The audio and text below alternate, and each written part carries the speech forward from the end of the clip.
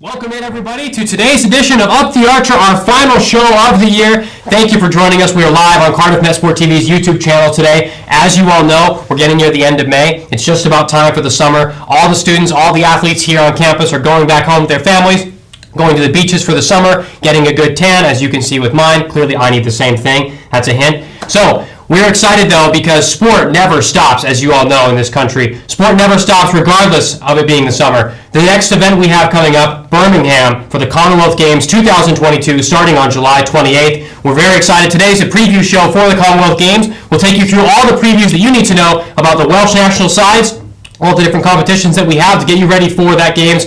This game's coming up this summer. First, what do we have on offer today? Coming up.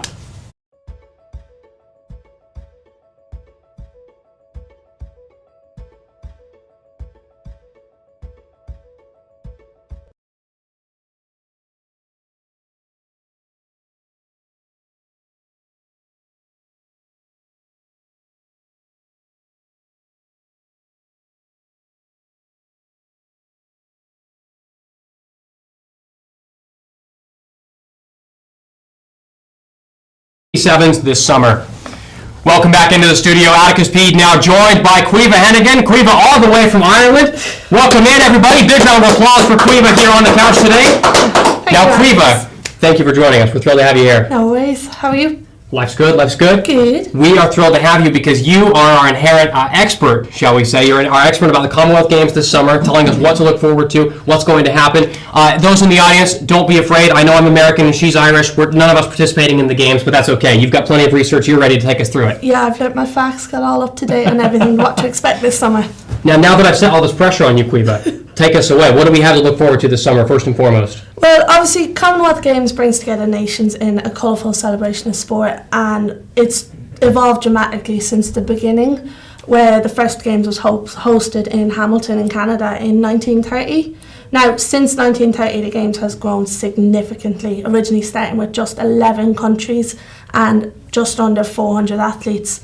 Now, it has now grown to a global spectacle which plays host to over 72 nations.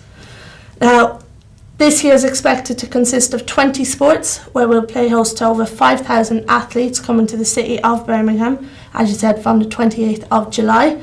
Now, 11 days of nail-biting sporting events. Birmingham 2022 sees the Games return to England for the third time, the other two times being Manchester and London. And then we get to see the introduction of T20 cricket, which sees the women's game, the first form of cricket being introduced to the Commonwealth Games. And then also 3v3 basketball would take over for the original 5-player format that we're used to seeing so often on the court. Something a little bit different. Not many people are used to the 3v3s. They're all used to seeing 5s because that's what's in the Olympics. That's what's in America. Strange, for yourself, that's what's in America is the 5v5. Sure. So it's something a little different, 3v3. They only play with half court. So it's just a change of pace for the players. A lot quicker, I've been told.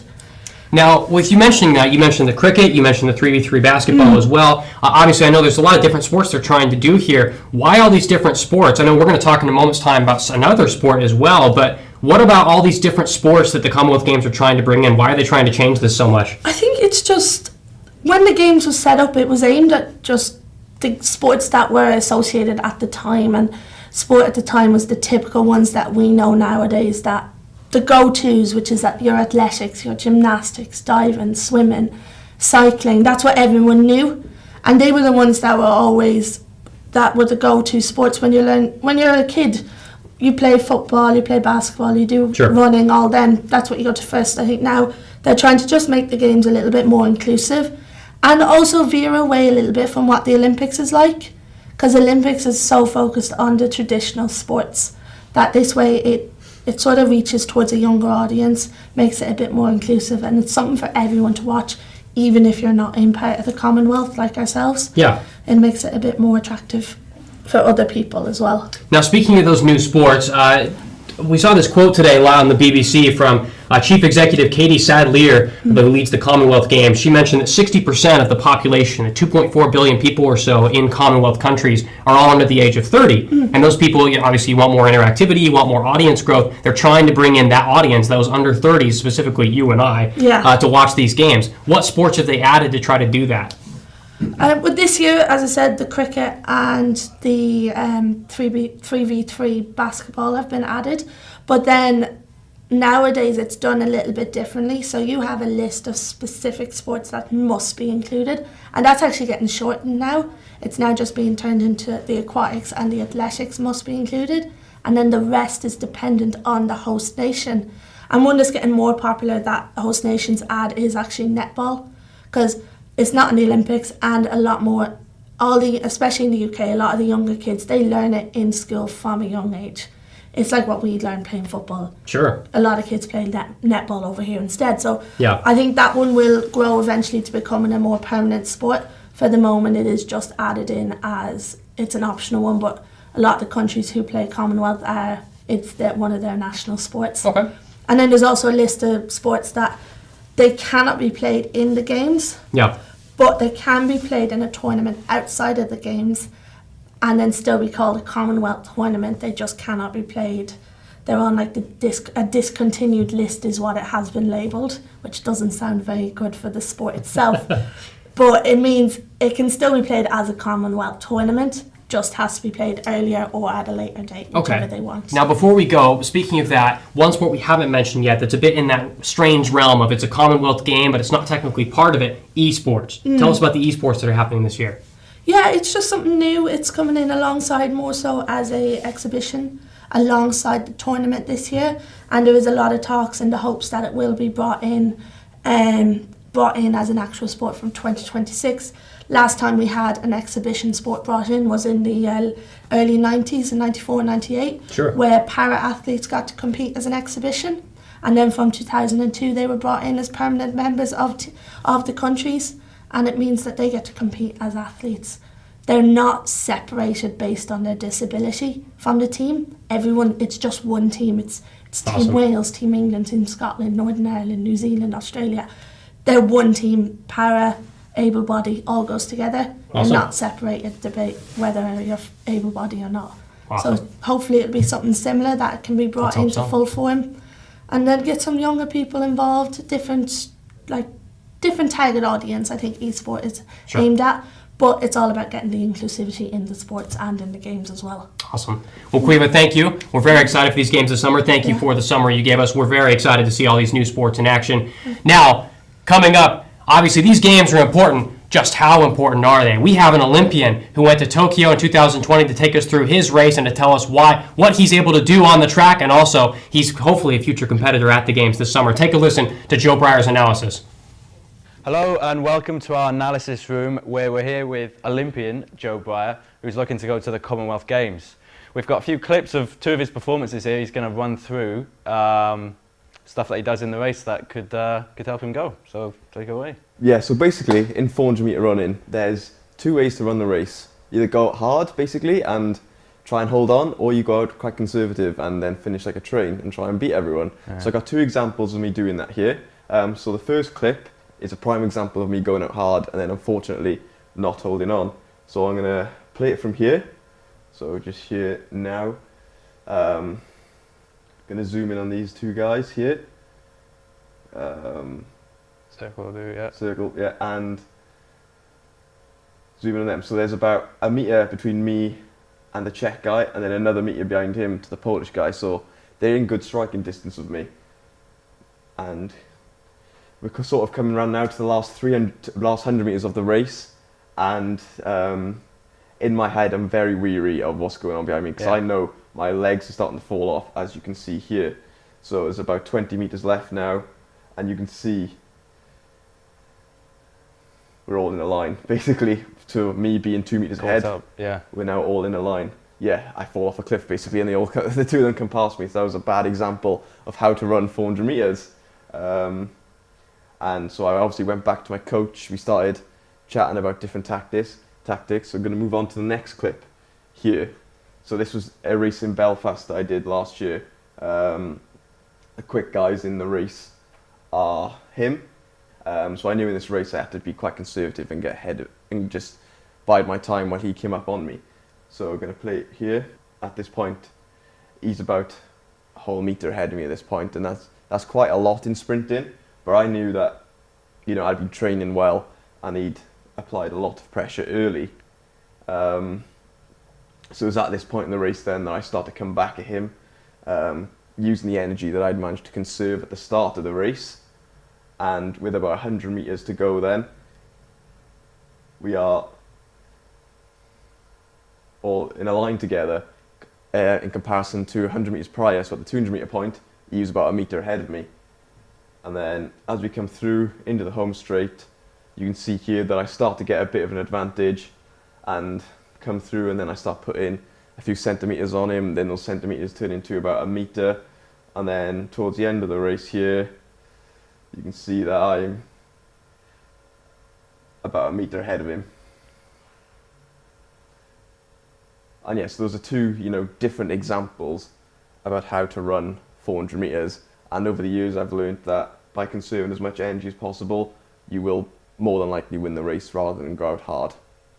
Thinking about it from a psychological point of view, when they come past you at the start there, where he was a metre ahead of you, do you panic at all? Do you ever think, I need to push it instead of just being patient? Yes, I do sometimes, Yeah. but that's something myself and my coach have been working on over the past few years, is just keeping a cool head. Yeah. So in the first clip, I panic a bit when I look when I see on the big screen that they're only about a metre ahead of me, and I know I'm working hard.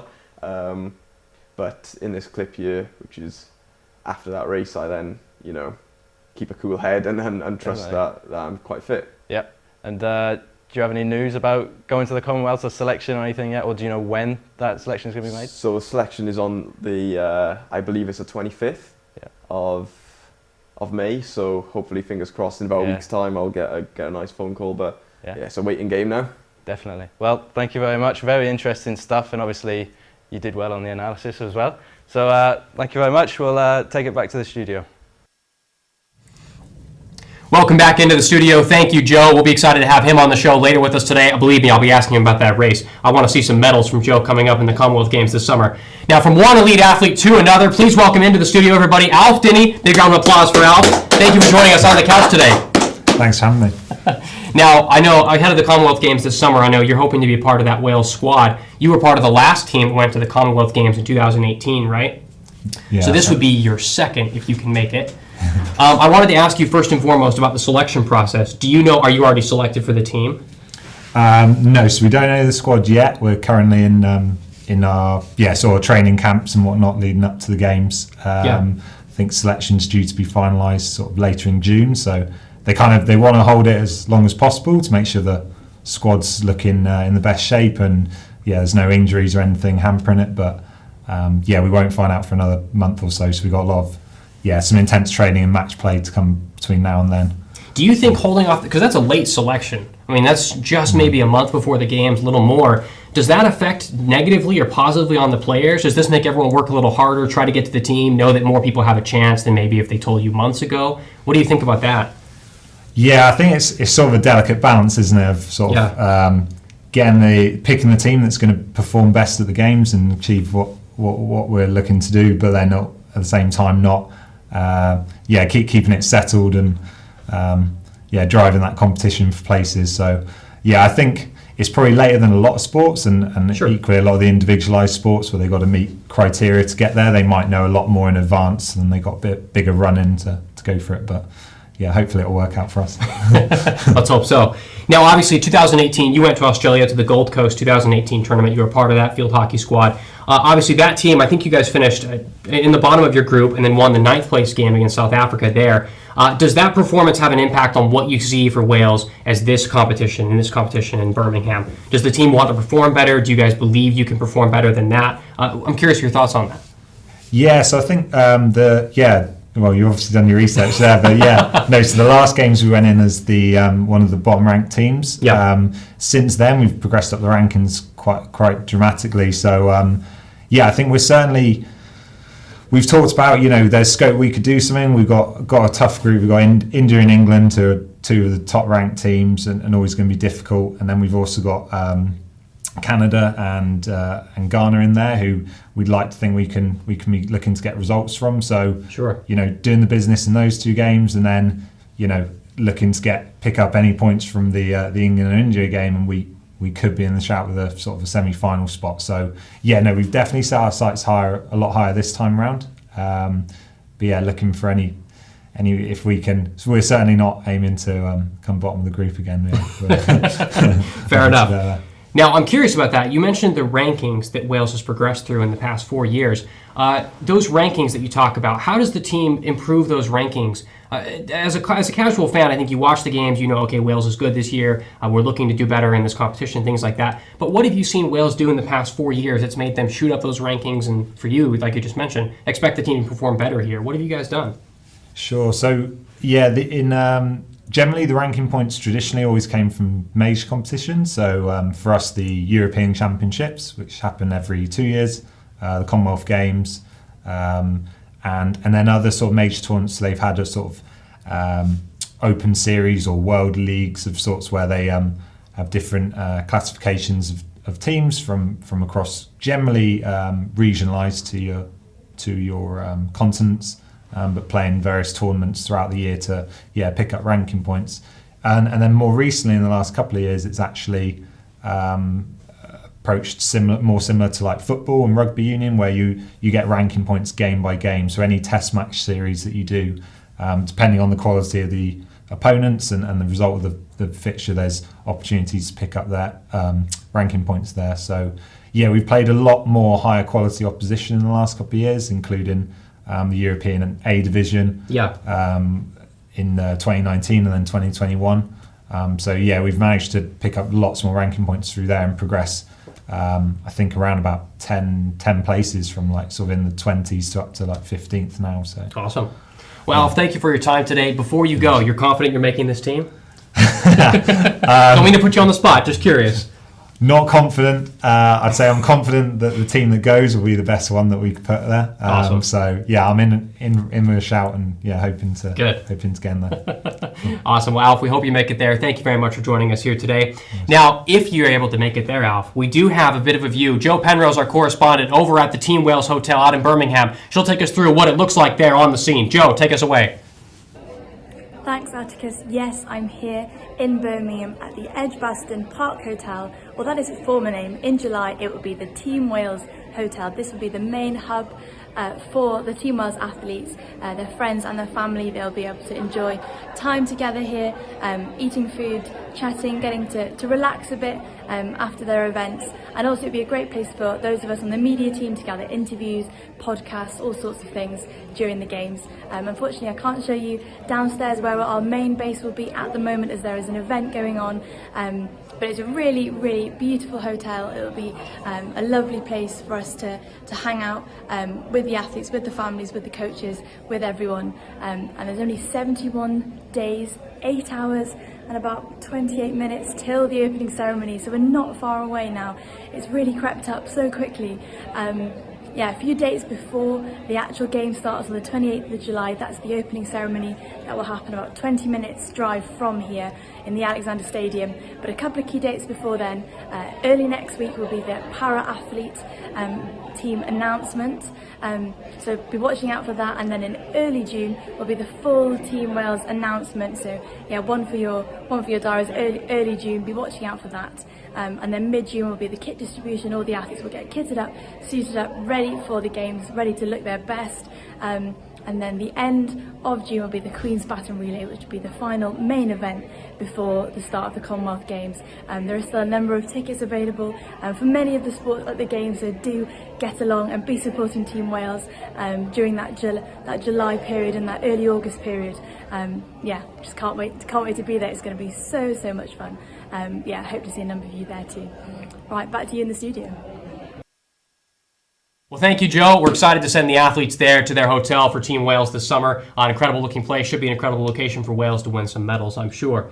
Now we're joined back in the studio now. Ciara Davis, head of netball here at Cardiff Met and team manager for the under-21 Celtic Dragons team. Round of applause, everybody, for Ciara today.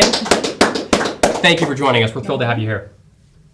Really nice to be here. Really nice to have the opportunity to talk about my sport. Now, speaking of your sport, speaking of netball, you as the head of netball here at Cardiff Met and then the team manager, of course, the Celtic Dragons, you see a ton of female athletes. We have a ton of people here on the campus who have mentioned tons of female athletes play netball. Lots of them know you. They respect and love you as a coach. So I'm curious, ahead of the Commonwealth Games this summer and competitions like this, How do you, as a netball coach, judge these players? How do you judge their talent and their performance ahead of games like this and this Commonwealth Games this summer? What are you most looking out for in a player to select them for a big competition like this? So obviously every coach kind of sees things in a different way. We're all very subjective, I suppose. Here at Cardiff Met, whenever we go through a trial period, we always say attitude is worth more than talent. Yeah. And I think that does follow through into international representation as well. We have got a lot of girls that represent Wales at under-21s, and we've got a couple in the senior squad that are crossing their fingers that they get selected for the Commonwealth Games this year as well. We always try and find a fine balance between individual skill level, but also the ability to work with others, the ability to slot in, even how they act on the bench and how they act as a substitute, or maybe as someone who just misses out, how do they react to maybe not being selected but still part of the squad on the run-up to competition as well. So it's not just picking the best 12 players to be part of the squad, it's the best 12 individuals on and off the court that will make a team successful. Okay. Now, speaking of those best individuals, we're curious here about Susie Drain and players like her. Are you looking for her to potentially make the jump to this Commonwealth Games or anything like that for the Wales future here? So Susie has got bags of experience, competed in many World Cups, Netball Europes. She's been a Celtic Dragons player, she was captain for years, and she's now co-captain with Nia for Wales at the moment. Yeah. Obviously the Commonwealth Games squad hasn't been announced, but from our perspective, Susie has been our first team coach for years. This is the first Bucks season that we've been without Susie, and she did have a massive impact here. She was also a student here and competed here. She was part of the squad that won the Bucks title a couple of years back as well. So she has been seriously influential for netball here in Wales and a massive driver for female sport. My opinion is Susie will most likely be in that squad. She is seriously influential, and like I said, on and off court, she is a very good leader, whether she's on the bench, on the court, within her unit, even away from the netball court in total. She's a great person to be around, so will definitely be a driver for Wales. I'm curious about that you mentioned, the driver, that driving force. I want to ask about that because netball is obviously not in the Olympics. It's only in the Commonwealth Games. Yeah. And I see you smile at that. It should be, I'm guessing. Should be in the Olympics. Yeah, I think the only thing that's holding us back at the moment is netball is seen as predominantly a female sport. Yeah. We never have any rules that men aren't allowed to play netball, and it's actually quite infuriating that men are usually really good at netball as well. But yeah, we always try and push and have mixed tournaments here in university. England has made a massive push to make an England men's team. Australia and New Zealand, they're putting a massive push on it as well. I know up in North Wales they're starting kind of men's netball sessions. So I think once we can cross that bridge for it being male and female sport, it should be in the Olympics anyway, but then we won't have an excuse to leave it out. Now, obviously, it's not there yet, hopefully getting there. Yes. But ahead of the Commonwealth Games and a competition where there is a netball tournament happening, is this the kind of thing where netball players know this is the best opportunity for them to get on the national stage? Or is there some other competition that I think, or in your eyes, would be better than this? I would say the Commonwealth Games and the World Cup probably sit on par with each other. Wales were really unlucky not to qualify for the World Cup last time. We are in kind of a region of the world which is very competitive for netball, and we have to play the home nations to be able to qualify. We have luckily qualified for the Commonwealth Games. We came 11th last time, so I think they'll definitely look to do better this time. But yes, I would say they sit on par. There's very similar teams that compete in both, but they're definitely going to be gunning for a higher place than 11th from last time. Yeah. Now, we've got about 30 seconds. I want to ask you, who do you think is going to win the Commonwealth Games this year in netball? Who do you like, first and foremost, looking at it? You can say Wales if you want. I'm just curious. From a Welsh perspective, I'd really like them to do well, and I think they deserve to do well. The squad that they've got, and the mix of players they've got in there, they should really be pushing for like top 8 at least, maybe even top 6. But I loved the last Commonwealth Games between England and Australia, the final. England won by a goal. It's the only sport where I don't completely hate England. So bold right there. I love the Super League players. I love watching the Vitality Super League throughout the year. So I do have a little bit of affinity to England. I think they will definitely push. But Australia always look good. South Africa always look good. Jamaica always look good. New Zealand are always up there. Yeah. I think it'll be obvious who end up in the semi-finals, but I think it's between Australia, England again, I think. Awesome. And you're going to hold me to that now as well. Definitely will, believe me. Well, Kira, thank you for your time today. Good luck in the summer and going ahead, obviously, with all the roles you have in netball. Good luck. Thank you very much. Thank you. Now, ahead of the games this summer, undercover Olympic athlete Joe Breyer taking us the news. Joe, what news do we have ahead of the Commonwealth Games this summer? Take us away.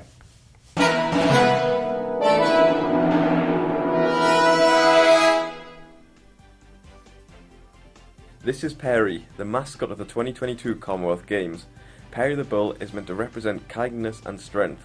His patchwork is very unique. The multicolour hexagon symbolises all the communities of the Commonwealth.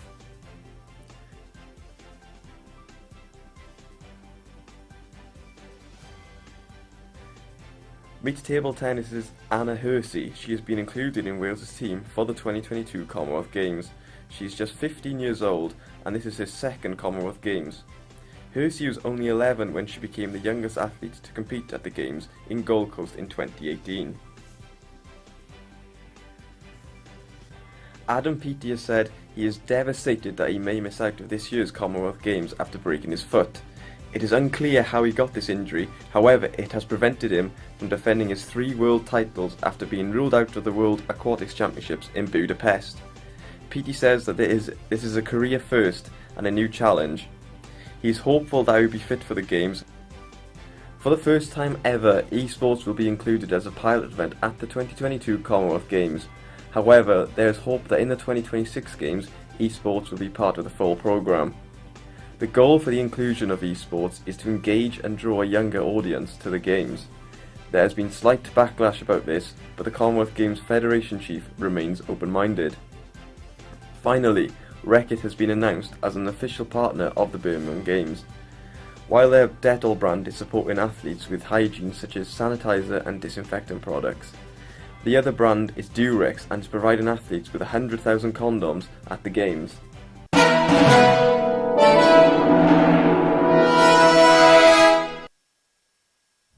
Well, Perry the Bull, a bit of an odd mascot, but we're really excited to see great representation all around by England, attempting to get all the countries in as best they can ahead of the Commonwealth Games this summer. Now, Blake Brown will join us from the Cardiff Met's NIAC, National Indoor Athletics Campus, with our track. Blake, joining us here on the camera. Blake, how are you down there? Hi Atticus, thanks for that. Yeah, I'm just outside Nyack at the moment. Our school sports day has just finished off here, so it's pretty busy. But I've been speaking to athletes throughout the day, and a lot of them are excited and anxious to wait for the Commonwealth decision, especially for Team Wales, to see who goes on the 25th of May. I spoke to quite a few of them, and some of them have... they're quite interested to see who can go, but I spoke to one individual, James Ledger, who I caught up with earlier. Well, let's take us away. Show us that interview we had with James earlier today. Been to the Commonwealth Games before, you've been to the Gold Coast. How was that experience for you, and how did that differ to any competition you've been to before? Yeah, no, Blake, it was a fantastic, opportunity to represent Team Wales at Gold Coast, and put on that red vest. It was most certainly like no other competition I've been to, and from a para perspective as well, it's the only competition that's merged together with the non-para side. So, that was a huge experience, and bar the Olympics and Paralympics, it's the second biggest multi-sports event there is. So, for me, it was a huge personal goal that I wanted to represent Wales at the Commonwealth Games, and I did that. Amazing. As you said as well, just how special is it to put on that Welsh vest, and how much does the Commonwealth Games mean to Wales as a nation? I think Wales really does punch above its weight, and we're a very proud, passionate nation, especially about sport, and generally we're very passionate people, and we want to showcase what we got in Wales, not just in sport but all culture and everything. So I'm really proud to represent Wales. I'm a Swansea boy through and through, so it was a real honour and real privilege to do that. Ledge, you've been training hard, you've been putting in some solid effort with McCoy early on in the season. You've already competed out in the World Para Grand Prix in Dubai. It's been a decent start. How do you think training's going for you at the moment? Yeah, do you know what? I'm really happy with how the season's gone so far. It's very early doors, but last year I changed classifications from a T12 to a T11, which for me emotionally is very much a roller coaster.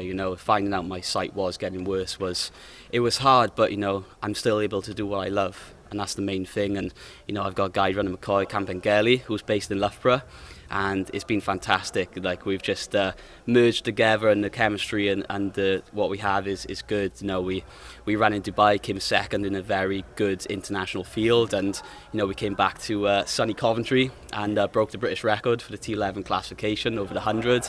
So yeah, I'm really happy with how the season started, and I'm just excited to see what we can do this year, and going ahead to next year, World Championships in Paris, and then the big one in 2024.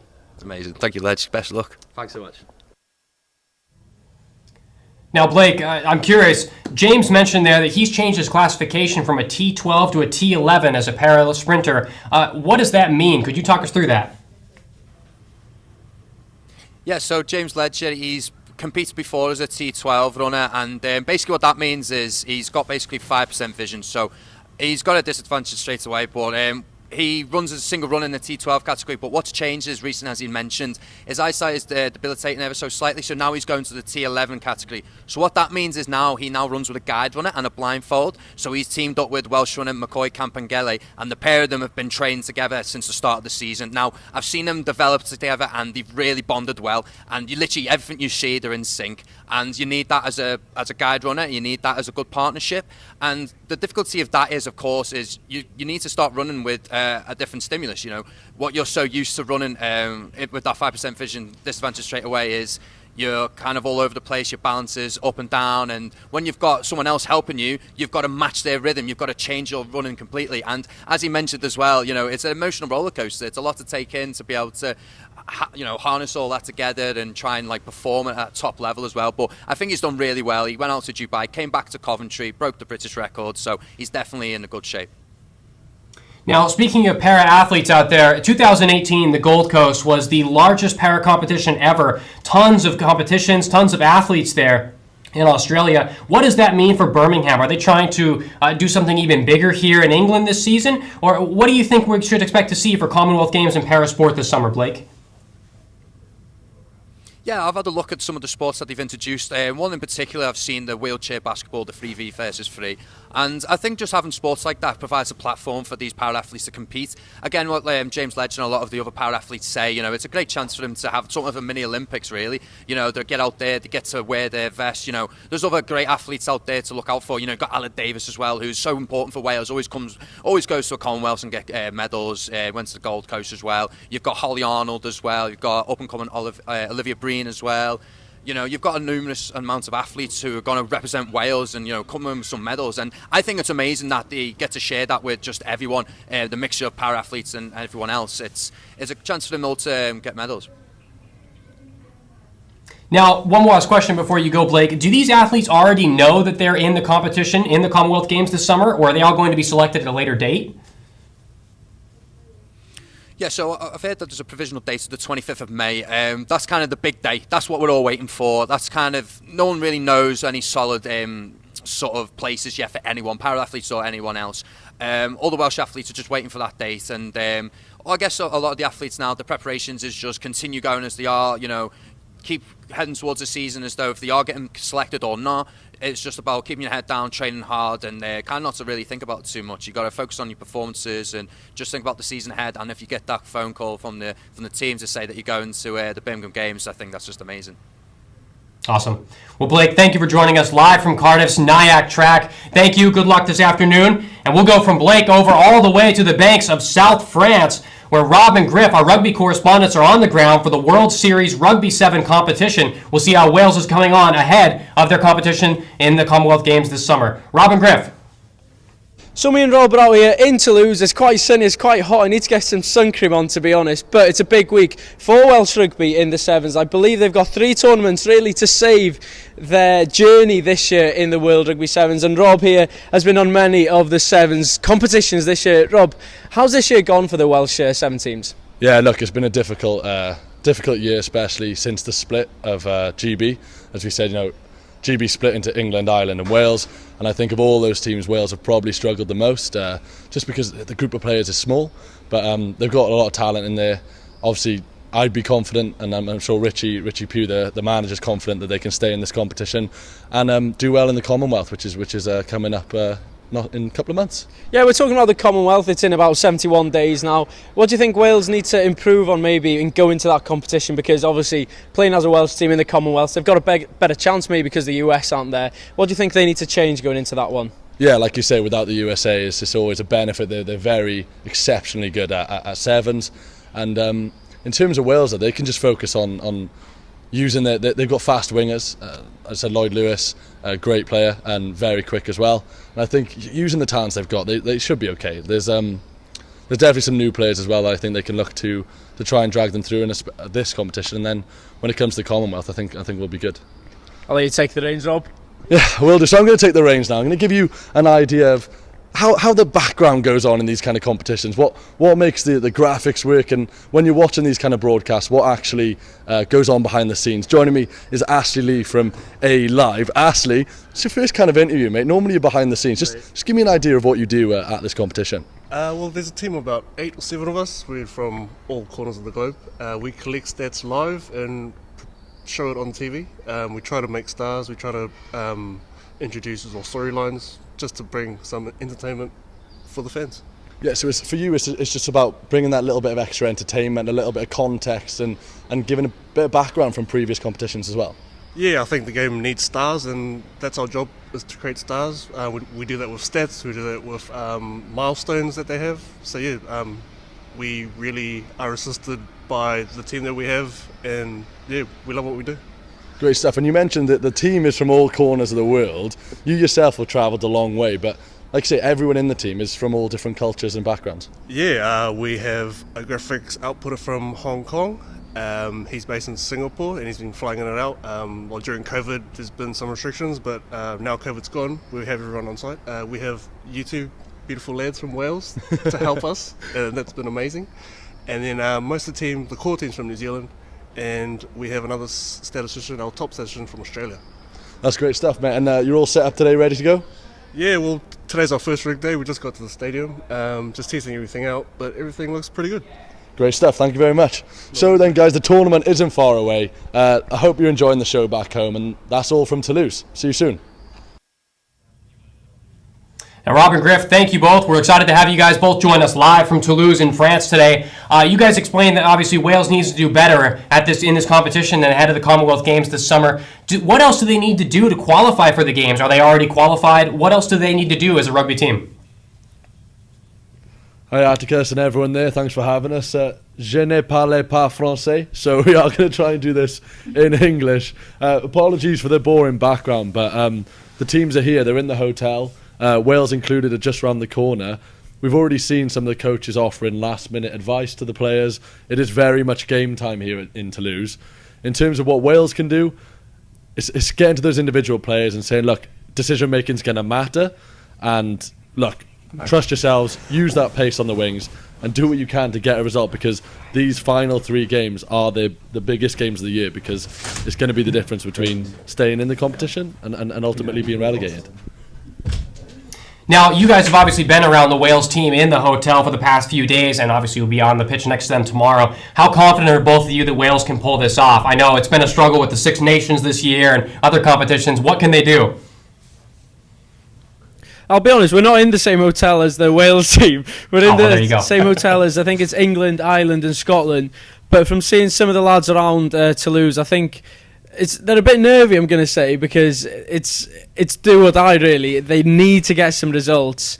But as Rob said, they just need to stay composed. They've got the quality. They've got the players in the squad. We've seen a try that went worldwide, global, on Twitter a few weeks ago from Sean. So I'm sure he's going to be a player to look out for.